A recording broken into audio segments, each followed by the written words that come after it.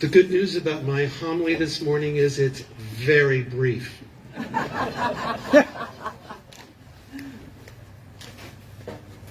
Our opening collect sets the stage for why the Feast of St. Francis and Blessing of Animals is an important theological statement, not just for this community, but for how we want to live in relationship with the earth and all creatures.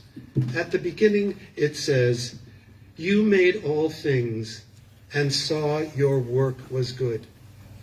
Today, we affirm God's goodness, not just in humankind, but by extension through our observance day of Francis and the Blessing of Animals, we reaffirm the same belief of God's love for creation and all animals.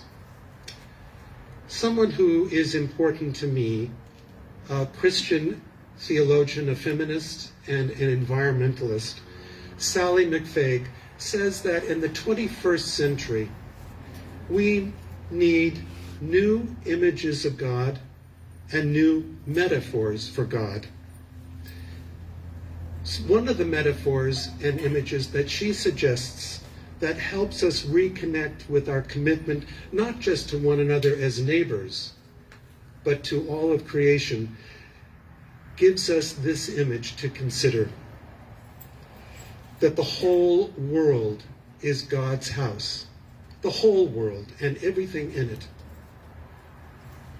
and that we are roommates in God's house, that we are called to live and share together in God's house. This is true globally, locally, as well as in our hearts.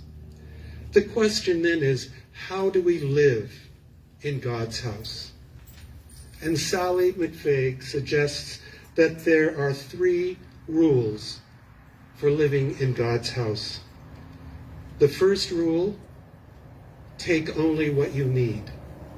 The second rule, share fairly. The third rule, return the house in as good or better shape than you found it. I know they're short, but they're words that we can, practical words that we can live by daily. Not to be perfect. These are aspirational for sure. Take only what you need, share fairly, return the house in as good or better shape than when you found it. If we aspire to live by these words, then we are beginning to take the path of restoring our right relationship, not just with one another, but today we affirm with all of creation, God's animals, and everything in God's house. Amen. Amen.